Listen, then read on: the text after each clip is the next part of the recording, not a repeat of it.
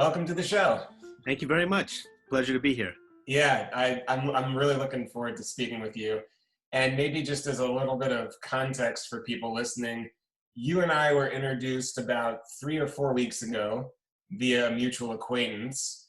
And I immediately thought, well, first of all, when our mutual acquaintance was describing you, I thought, I've got to talk to this guy because he's really on to something that is so timely for artists right now. And as I think we'll get into, what you've developed has so many more applications. So why don't, maybe just to start at the beginning, what was the inspiration for virtual concert hall? I mean, was there a certain point where this kind of came to you and you thought this is a solution that I should create? Well, the first thing that happened was once the pandemic hit and people were quarantining themselves in their homes, and I started seeing all these artists reaching out, trying to maintain contact with their audiences.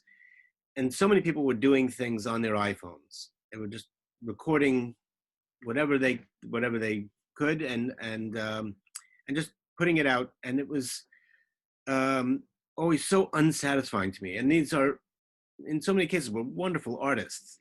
But look, the iPhone does a great job for so many things. But in a package this size, it can't do everything.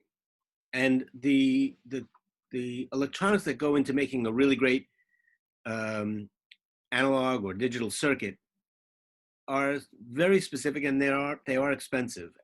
And so what ends up happening is you have these audios and videos that people are posting, and they are, to me, grossly unsatisfying because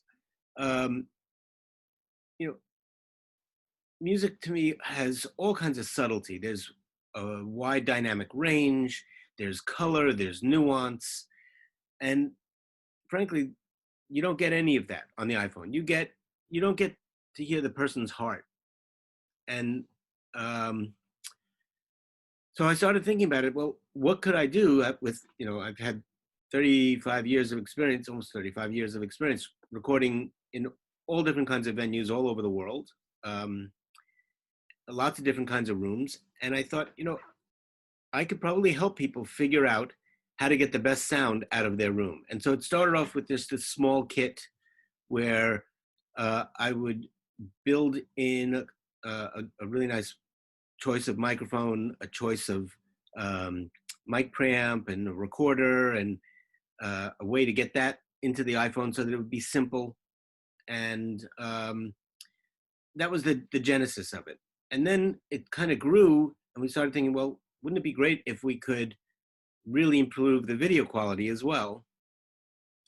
And then we started thinking that in order to really engage with your audience, you need a higher level of production. But unfortunately, because we're in this pandemic, we can't really be together. So we started coming up with solutions and what we ultimately came up with is we built this small, I'm calling it a supercomputer because what it can do is really super. It may not have all the processing power of a true supercomputer, but for our purposes, it's super. It enables me and my videography team to be virtually with you when you're doing this recording. And that is a huge, huge advantage. So I can help you find the sweet spot of your room. I can help you maybe use some acoustical materials to, tune the room a little bit to make it better for recording. And so the way we've worked this is it's basically over a 3-day period. Day one, we ship the box out to you either by Uber or someone on the staff drops it off. We figure all those details out. And we help you set up. So basically, you're going to get a 6-rack space rolling case. And inside the case, all of the connections are made to the computer, to the mic preamps, and everything's all connected. The only thing you have to do is you unplug it, you attach the Ethernet cable that connects us to the box and you to the box, to your internet service providers to your modem, to your router, and then from there we can tell you exactly. Well, all the cables inside are labeled. So cable A goes to camera A, cable B goes to camera B, cable C goes to camera C, and then we have 3 or 4 mics depending on what the application is. And cable 1 goes to mic 1, cable 2, and so on and so forth. And then the box also has a UPS in it, an uninterruptible power supply, so that regardless of where this thing gets sent, the power will always be perfectly clean, and the digital audio will benefit from that, and the digital video benefits from that. And then we work with you to do proper microphone placement and camera setup, and so that takes about 4 hours.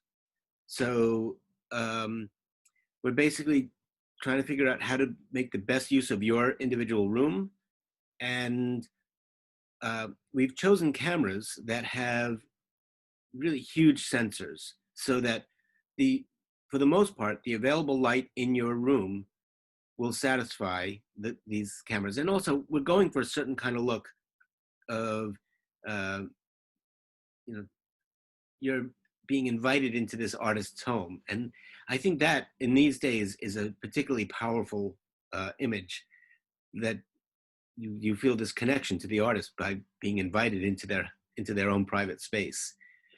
So we do the setup, and we get all the cameras set, all the angles set, and everything, and then we suggest the artist then take the rest of the day off and change your head back from being a schlepper, and then basically the grunt who's doing the setup, and go back into being your true artist self. And so then the next day we do a recording session. And so there's a number of different levels and different ways we can do this. One is to set it up and do it as a stream, and that limits all the post-production. I think it also limits the potential real value of this thing by doing it just as a stream. And we'll talk about that in a moment. But we do what's called a capture day, and it's about a 4-hour session to capture about an hour's worth of material. And we're giving these guidelines so that people come into this feeling very prepared to do whatever music they're going to do. When you get into an audio video editing situation, you want to keep the amount of post-production down as much as possible for everybody's budget's sake. And then, so we do that 4 or 5 hour capture, and then the next day you pack it up and you ship it back to us. And so it generally takes about 3 days to do that beautifully. It looks like a movie. These are cinematographic cameras, and the focus is really quite beautiful. Really sharp detail, really the way your eye sees it. And then the depth of field is set in such a way that there's this softness in the background, and it's really a lovely picture. So it's a very engaging, very homey kind of cinematographic image that comes with this.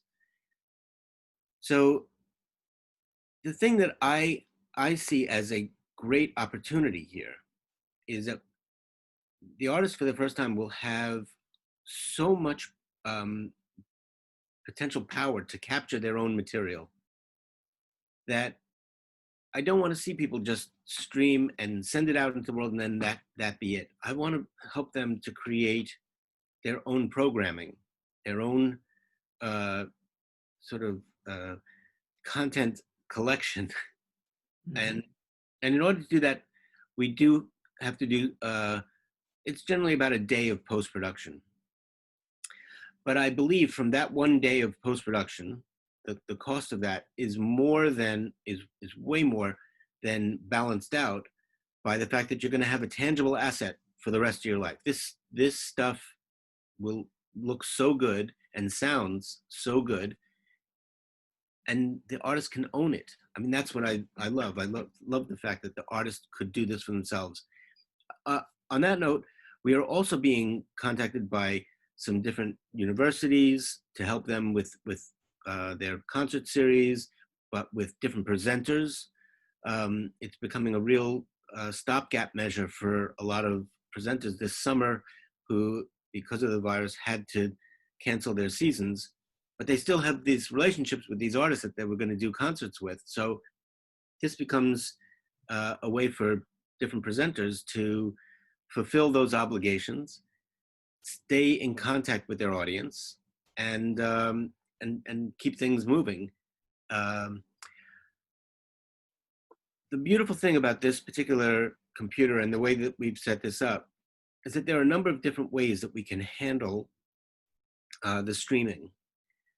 Uh, the preferred way is for us to do a record first, do a little bit of post production, clean things up, make you know all make it all smooth and right, and then do a broadcast with these artists, and we can run sort of almost like a television show out of this box, where we could have one of our producers on a Skype call with, you know, a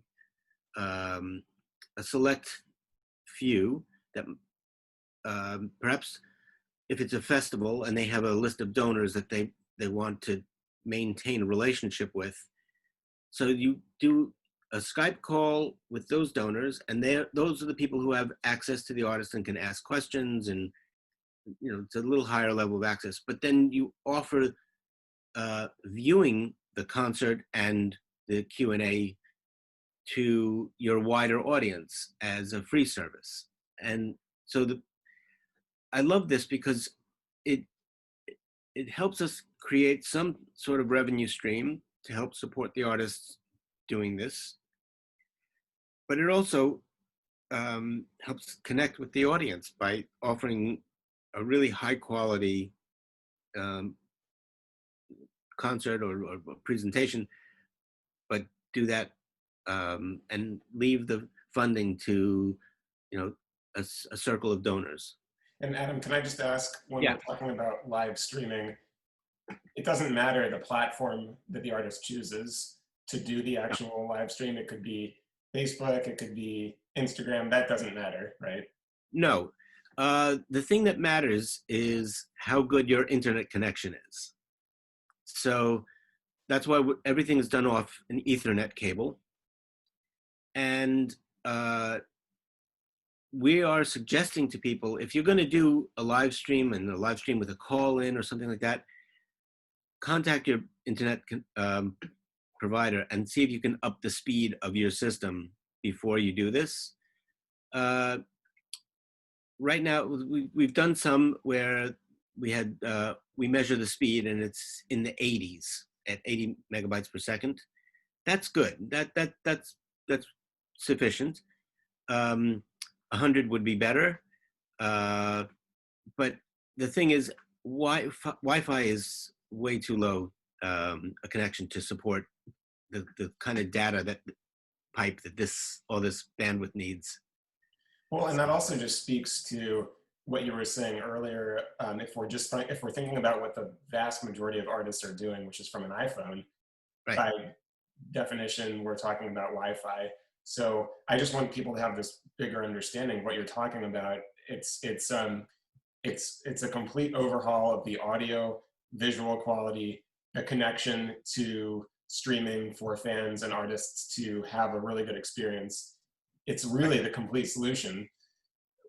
When you and I were first talking, you made a really good point. You said people need to stop thinking of live streaming as a substitute for what we all know to be the live concert experience. Right. It is not that. And can you talk a little bit about that? Because I think that really plays into the whole virtual concert hall experience you've created. Thank you, Mike. That's great, because I wasn't thinking along those lines at the moment, and thanks for bringing my attention back to that. Yes. So we all miss live concerts. That shared communal experience, you know, everybody in the room, everybody feeling the same energy and reacting to the same, you know, acoustical impulses at the same time.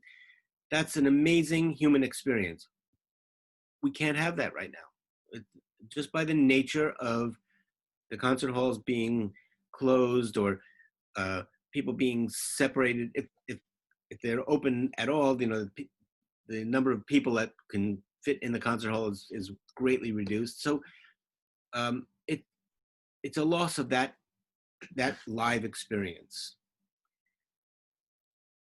I also feel that it's a little bit unfair of us to expect that the artist is going to be able to just, plug in something and then create a live experience, Hmm. because they don't, when they're there alone in their room, they don't have that energy back from or the reactions of the audience. They don't feel that human bond. They're looking at a screen.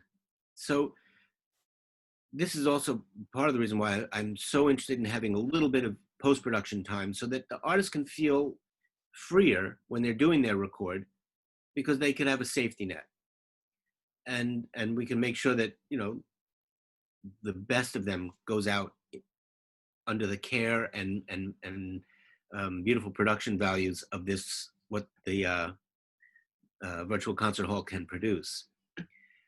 So if we can't have that live experience, what can we have? Well, we could have something that is that elicits a similar response by making the content really beautiful and engaging. And we do that by making the visuals as beautiful as they can be, by presenting it with a little bit different circumstance, because how many of us actually get to hear a great artist in their home? So that's a nice little twist and a little bit of connection, and with really superb audio, because that's the thing that I have found with most of these productions. The audio quality really is lacking, and in my mind, it hurts the music. So I feel like we have an opportunity here to actually create a whole new art form. And this is what actually excites me about this. We get to create these hour-long musical movies with all these different artists, and they get a chance to really, work and refine some performances, and then capture them and preserve them with this beautiful video and beautiful audio. And then it's a tangible asset that lasts. And that's a great thing. It's amazing how much has changed for the concert experience as a whole in the past 3 months. And like, for example, people have become used to, in just a short amount of time, not just used to poor quality audio and visual, but also used to music now, even though it's being done live, it still can be on the background.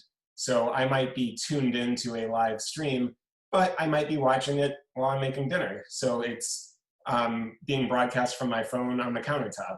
But Right. I think what you've created is, so this begs the question, what has the feedback been like from people who have been part of the viewing experience? And do you have any suggestions for people when they have an opportunity to watch a virtual concert hall experience? What would be the optimal way to watch it and to Yeah. experience it? So we are suggesting to people to watch this on a big screen TV, because I remember growing up, the having a really great stereo system was you know that was the be all and end all. Everybody wanted to have a really great stereo, and people don't seem to have that. We listen off the computer, we listen to our phones or with headphones. So the television, these smart, large screen smart TVs, a lot of them, they have YouTube, they have other ways of receiving stuff. So, and by and large, they have a better sound system than, say, your computer does. So this is a convenient, you already have this in your house. And it becomes a convenient way to actually get this production and putting it on a large screen. You'll uh, the impact of the video will be that much greater, Sure. and the sound will be better. Right. And also, I would think from the artist perspective, they've put so much time and effort into, let's say, a 60-minute concert, to have the satisfaction of knowing their fans are sitting down and watching the whole thing and actively listening, Right. I would think would be a huge benefit too. I think so. Our attention is being divided in so many ways, and to carve out a, a beautiful hour to invest in this kind of experience, I think will pay dividends. Yeah. You've talked at length about this system going to the artist, but it's also worth mentioning it can go to the venue too. And can you talk a little bit about some of the experience you've had having the system set up at a venue and what that implies? Right. So right now I'm just starting a production with members of the Berlin Philharmonic and a whole range of soloists. I think Midori is going to be on this, and Jan Vogler here from the States. So we're going to be setting up at a club called Subculture, and Great venue. great venue. Yeah, Yeah. Mark Kaplan is fantastic, the gentleman who owns it. Yeah. So apparently he was the first person to ever do our podcast. Oh, that's Episode great. #1 is with Mark Kaplan. Oh, that's great. Yeah. So we're gonna set the box up and bring in Midori, and she's gonna record to a pre-recorded track, and then bring in Jan Vogler, and then there are a few other people in the New York area that are gonna come in. We'll have a day of shooting, and then all of that stuff gets uploaded back to Berlin. The video guys are there, and then once they have their video cut, they're gonna send all this music back to me. I'll do the audio mix, then send that back to them, and it'll all get put together.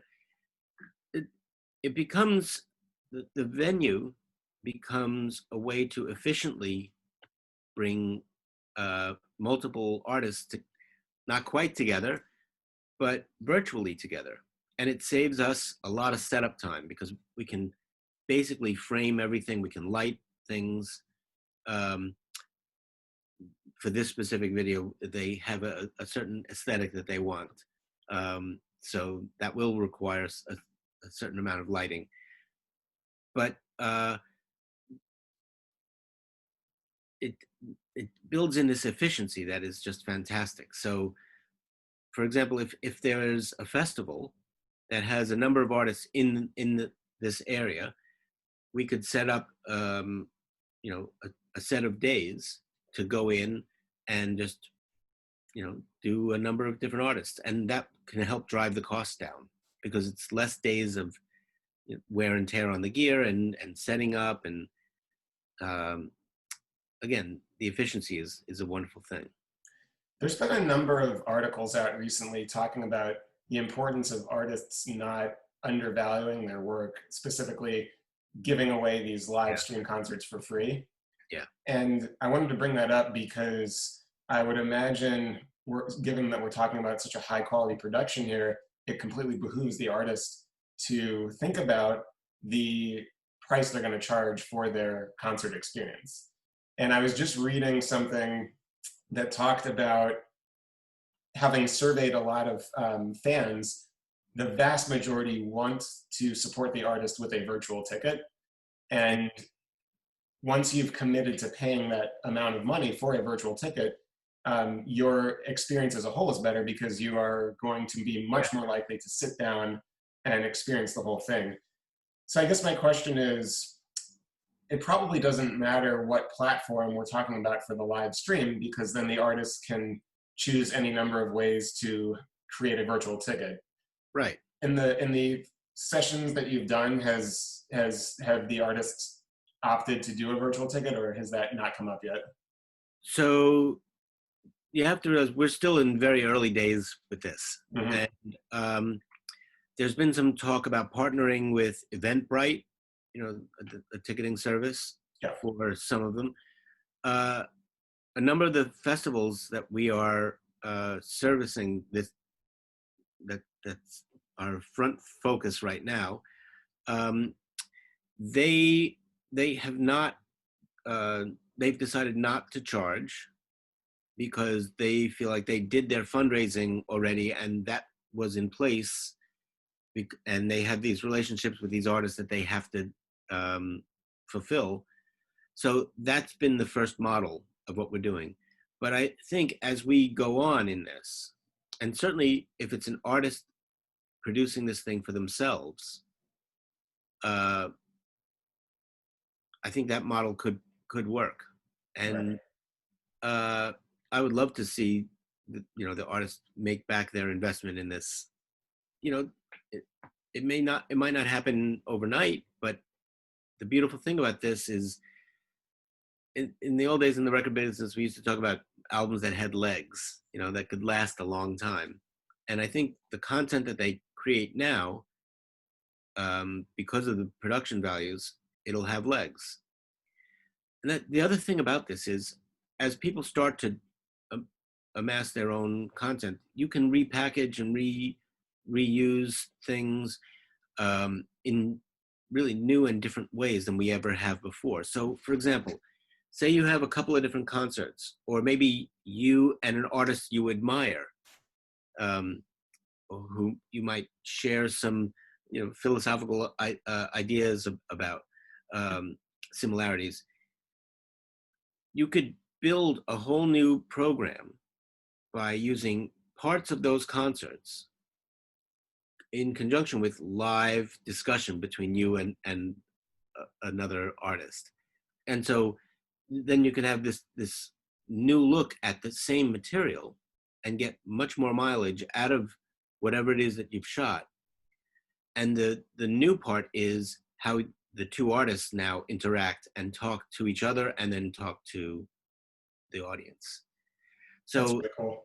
so say you do a concert this year, and 2 or 3 years down the road, you pick a couple of pieces from that concert, and say one person plays Straight No Chaser, and then there's another a friendly artist that plays the same tune, and then you take those two things, and then they can have a discussion about it, and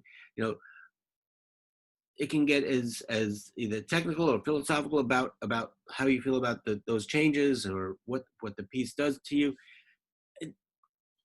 It doesn't matter. Just it's like it gives us new ways to make use of the same material and see it in a new light. That's really cool. I thought of something that I wanted to make sure people understand when you were describing sort of the technicality of Yeah, the system. So I just want to make sure people are aware, if an artist is using this and they're doing a live stream, you and your team are there essentially in the box. producing and sound engineering the audio and visual in real time for the artist. That's right? Yes, And but that's a huge advantage to, I think, anything that's being done right now, because the artist, they have to think of it as they, just like they would have the support of a sound engineer at a concert hall, they have the support of you and your team as they're doing the live concert virtually. right. So there are certain aspects to that we can change. There's certain aspects right now that we can't. So that's why that day of pre-production is Right, so important, right, because there are things like some of the levels we can't we can't go in and change a mic preamp. That's a analog circuit that you have to turn. sure. Um, some of the features on the cameras are analog type features where you have to you set the ISO, you set the speed. There are parameters that get set ahead of time, and those sort of things get sort of locked in during that pre-production time. But there are a number of other features that we can adjust during the course of it, and things to help keep the stream going, and certainly in terms of like moderating um, the a Skype call where people are interacting with the artist. All of that sort of stuff can happen in real time during the stream. But the beautiful thing is the computer is built in such a way that we can record the stream. We can record all the ISOs, which is all the individual aspects that go into making up that stream. We can have somebody on during the live stream change cameras, so change the camera angles, and we can record. Yeah, we can record everything and preserve that, and so that at a later date, say a year later, you come back and say, I would really love to finish that and make new use of this material. Well, we can bank that, all the data, and come back to it at a later date if necessary. I always feel it's better to do everything while your head's in it. I mean, it's much more efficient. But the possibilities are endless with this thing. They really are. I mean, it's fun to think several miles down the road where this could go based on where you're at right now, even though it's somewhat in its infancy. For example, one of the things you mentioned to me a while ago was immersion, or combining this with a more immersive experience, whether Right. that's VR or anything like that. And the other thing I would love to have you talk about that. So maybe this is a two-parter. And the other thing I'm thinking about too is what's possible to do live collaboration from multiple locations. Mm. And yeah. The live collaboration is tougher. It's definitely tougher. We'd have to have two of these systems and send it out to multiple people. And would you run into different internet speed issues? Okay. Yes. Even if you're connected with an Ethernet, then you still have problems with lag. You still have latency problems. Okay. Think of it. You don't know which way your signal is going to get routed. When it hits the satellite and comes back down, where does it go? We don't know. I mean, nobody. People forget too. This has to hit space before it goes to the person on land. And it's kind of crazy. I feel a little bad about even complaining about lag. When you think about what this signal has to do, it's crazy. Sure. But that there are ways to do what you're after, but that would be a little bit more involved in a production side. So, for example, you could record basic tracks with different artists, and then have somebody play over the changes. Or you could record Beethoven violin sonatas, but somebody would put down the piano part first, and then somebody else would have to lay in the violin parts after on top of it. It's, to me, that's not quite as satisfying as some of the other possibilities that the system can do. Sure. But look, there's so many wonderful things it can do, and it does help fill a void, and it does help us connect and keep the connections with our audience. This is one of the other things that has just been proposed to me by two different universities that we're going to be working with. They see this not just as a stopgap for during this pandemic time. They see this as a way forward. And it's a way to, like, for example, for some summer festivals, for them to maintain contact with their audience all year round. And we can build specific content and productions to kind of help them maintain contact throughout the whole season, not just during their summer season when they would be most active. Right. And I think that's actually a really valuable thing. Right. For some of the universities, there's there are all these different educational opportunities through this system, ways for teachers and students to connect. If you think about it, I remember from my days as a violinist, you go into your lesson and you're working on whatever piece it is, uh, and my teacher would just hound me to to think about bow control, bow speed, hearing all these different, very small, nuanced differences. And now, if the teacher and the student can't be together, how is the teacher going to hear that? You don't hear, you won't hear those sort of things on an iPhone. So we're going to be building a whole bunch of smaller systems that can help supplement the audio side of the iPhone, um, and help improve the teacher-student experience. That's really great. So a couple more questions then, Yeah. just to make sure we cover some basics. If I'm an artist hearing about this for the first time, what are some considerations I might need? And you've already laid out the scenario. Probably we're looking at 3 days. First day is about 4 hours of setup. Then we'll take a break. The next day we'll do the recording. Then we'll do the sort of wrap up. But I don't know. I mean, are there any logistical things I would need to think about as an artist? Yeah, let's talk about the room you want to record in. So the room should be free of extraneous echoes, because you know, the interesting thing about recording is that, And just to be really specific, what do you mean by extraneous echo? oh, Because here's what I'm getting at. Because I wanted to also ask you the same question if I'm a presenter at a venue. right, And so when I hear the word echo, I think of an empty concert hall, and I think of clapping on stage, and you hear a huge echo. right. So there's a complex set of waveforms when you clap. So the sound goes out and it bounces off the nearest objects and further objects and comes back. So all of these reverberations happen over a period of time.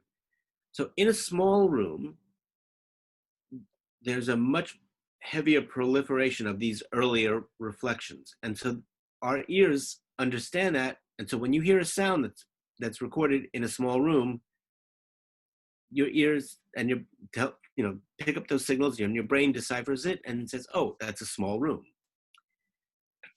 When you record in an absolutely dry space, and we tend to think of that as being sort of an unforgiving sort of sound. Excuse me.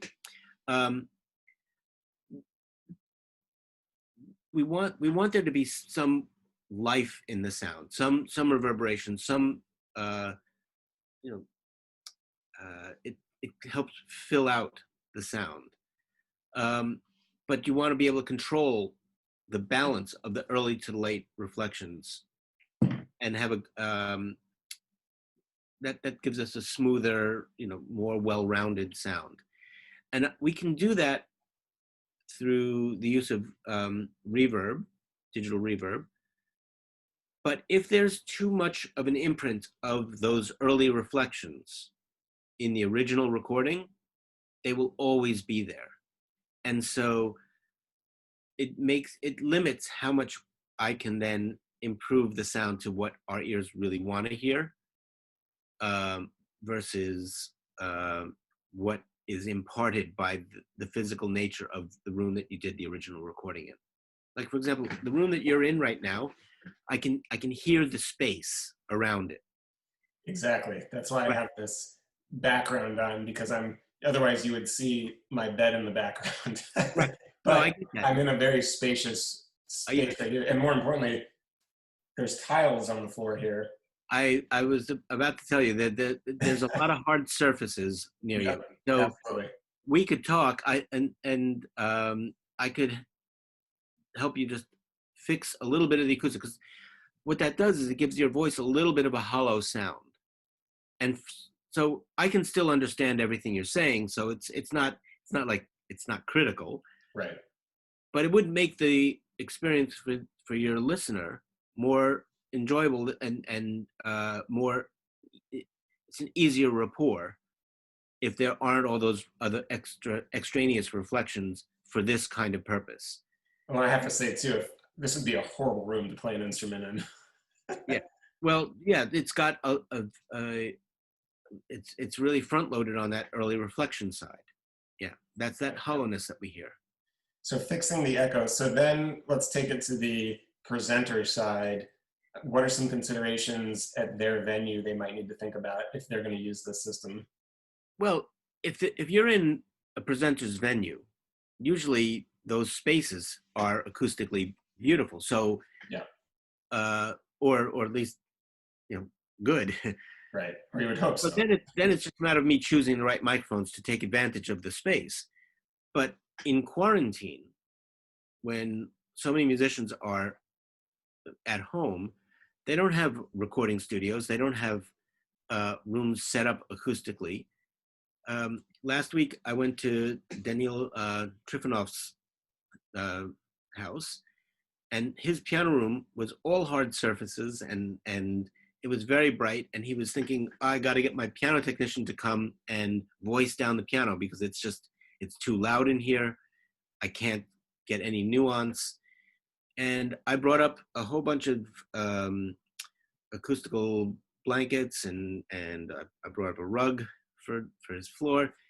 We FaceTimed, and he showed me the room, and I just threw a whole bunch of acoustical materials that I had lying around the house, and brought it up and set it up in his room. And after about a half an hour, he and his wife, he was playing, and his wife walked in, and she said, "Oh, it sounds so much better." And he said to her, "Yeah, now I don't have to have the piano revoiced." And to me, that was the best thing he could have said. Yeah, He was happy. He could play with nuance and phrasing and timing, and he knew that what he was putting into those keys was coming back, and there was a proper relationship there. He didn't have to alter the ideas from his head, the way it would go through his hands to produce the sound that he wanted. right. And that's the key. And that's part of what that 4-hour time frame is. It's finding, for an instrumentalist, finding the sweet spot in a room.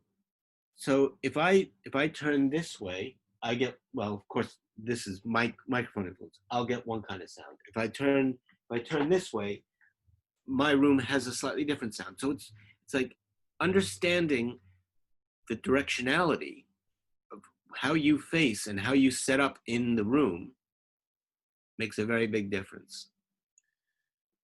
As you start to get more traction with this and you start to get a lot more content, are you thinking about creating some sort of a space for the content, for housing it all?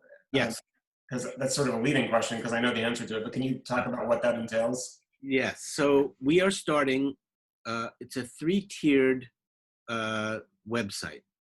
The website is thevirtualconcerthall.org, and we're probably going to start to go live maybe by the end of next week, I think, is when it's going to have its first iteration. And it'll be small, but it will grow substantially over this summer. And so the virtualconcerthall.org main room, the hall, is a place to store and archive all of these full productions that we do, these 1-hour movie musicals. And then we have a virtual concert room, which is where people can put up the things that they do with our smaller package, with the iPhone video, but improved audio. So it's sort of more of a budget area. I'm sorry, that's a separate website? Well, it's a separate room within the website. Okay, So it's still at the virtualconcerthall.org. Right. It's all going to be under the virtualconcerthall.org. Okay. So then you can go to the hall, which are these 1-hour musical movies. Then the virtual concert room, which is a slightly lower scale productions, more homespun. And then we're going to have the media room, which is for all other kinds of content. It could be things that other people want to post. I just saw a beautiful video of the Magic Flute with a young singer from the Dallas Opera, and I had nothing to do with it. They did a really fabulous job, and so a video like that could get posted in the media room, so people will know that it's not stuff that we did, but it's stuff that we think is great and deserves to have a wider audience. And a great way to also just build a community around it too. Exactly. Yeah. But whatever goes onto the site has to have a certain quality level. It's gotta be engaging content. That's the bottom line. Right. What else do I need to know about this if I'm interested in it? You know what we forgot? You know what else we forgot? We had started to talk a little bit about immersive, but I think Yes. we should come back to that. I just didn't want to leave it hanging where we left it hanging. Yeah. I think we should. That's for another time. It's going to be a couple of years before that gets more fully realized. But just as a point of information, that is hopefully where we're headed. The level of engagement can go up significantly when we get to the immersive stage, but that is in our plans. Right. Right. Yeah. So I was just thinking, I mean, this might be a good point to kind of wrap up here. And is there anything else I should know about this if I'm interested in it? Where can I go if I'm listening to our podcast right now to find out more? You mentioned the website. Right. Are there any other resources right now I could go to? People can contact me at adam@thevirtualconcerthall.org. That's the email address for it. Or that's my email address for this. Starting probably by the end of next week, we'll in the second week of June, the website will go live, and that's at the virtualconcerthall.org, and there will be contact information there too. Great. Well, Adam, this was a real pleasure. I'm so excited to see where this goes, and I really appreciate you taking the time out of your busy day today to talk more about this. I think you're really providing something that isn't going to be in high demand. I think this is a brilliant idea. Thank you. I can't wait for you to see these productions we're doing now. After recording pretty much really just being on the audio side of things for 35 years, and then I've assembled this incredible video team, and just seeing how these things look, these beautiful Zeiss lenses it's just fantastic. Yes. So I look forward to serving the community and helping to keep building the bonds. Absolutely. Yeah. Well, thank you for what you're doing, and have a great day, Adam. It was really good to see your face. It's great to talk to you, and great to see you too. Yeah. All right. I'll be in touch. Thanks, Mike. Bye. Bye.